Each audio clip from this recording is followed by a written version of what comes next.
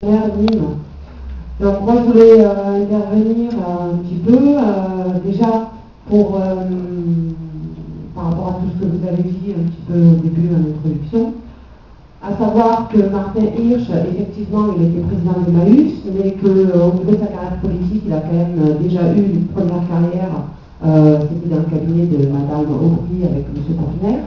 Donc il se présente aujourd'hui comme un novice en politique, ce qui est un petit peu faux. Moi, quelque part, ça me dérange un peu.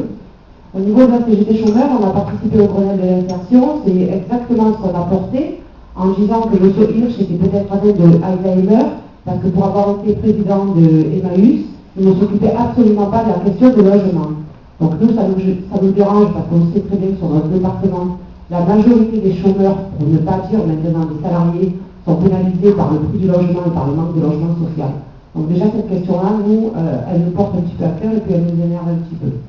En ce qui concerne le RSA, sur un plan purement technique, comme je disais tout à l'heure, aujourd'hui, le RMI ou l'APIS qui reprend un travail, pendant les 3 premiers mois, il cumule le RMI. Le 4e mois, il y a une prime de retour à l'emploi de 1 000 euros et le 9 mois suivant, une prime de 150 euros. Vous prenez votre calculatrice, comme M. Hirsch l'a fait, il n'a rien fait de plus, hein, il a fait sa calculatrice, il a divisé ça sur 12 mois et il nous a expliqué ce qu'était le RSA. Le RSA, au jour d'aujourd'hui, dans certains départements, parce qu'il y a eu un bilan qui a été fait quand même, il mérite lecture, hein, je l'engage à le lire, c'est assez éloquent. Donc il y a certains départements qui appliquent la loi, c'est-à-dire 62% du revenu du travail. C'est-à-dire que le salarié qui travaille pour 500 euros touchera de RSA 62% de ces 500 euros. Ce qui veut dire dans le langage UNPiste, plus tu travailles, plus tu touches.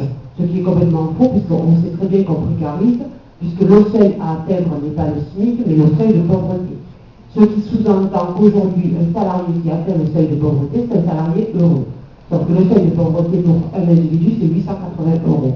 Quand on voit qu'à 1 000 euros, les salariés ne s'en sortent pas, ce n'est pas possible. Donc déjà là, nous, sur ce point, on ne peut pas être d'accord. Ensuite, idéologiquement, et je dirais peut-être même plus politiquement parlant, ce RSA risque aussi d'opposer une fois de plus salariés et privés d'emploi. Je dis privés d'emploi parce qu'à un moment donné, que ce soit ce gouvernement ou bien d'autres, on devrait peut-être se poser cette question de la société dans laquelle on vit qui prive les gens de cet emploi que d'autres ont. Donc, ces salariés privés d'emploi vont être opposés directement avec les salariés du lambda. Imaginez la caissière à Carrefour à 35 heures et la caissière à 20 heures, 25 heures qui va avoir son RSA à vie. C'est complètement ridicule. Et en même temps, on oppose 2 salariés dans la même entreprise sur un revenu dont aucun n'est responsable. Parce que ni la salariée à temps plein, ni la salariée RSA. C'est ridicule d'en arriver à ça. Ensuite, moi sur l'adoption de ce RSA, je dirais qu'effectivement ça pose un problème de financement, mais à mes yeux, et bon, je dirais aux yeux de pas mal de camarades, ce qui pose le problème, c'est vraiment le fond idéologique. Et je pense que cette question-là, à un moment donné, elle mérite vraiment débat. Est-ce qu'aujourd'hui, les privés d'emploi, la majorité des gens, je ne dis pas l'UNPiste, mais la majorité des gens, on les considère comme des feignants, ou est-ce qu'on les considère réellement comme des gens qui sont privés de cet emploi par rapport à d'autres?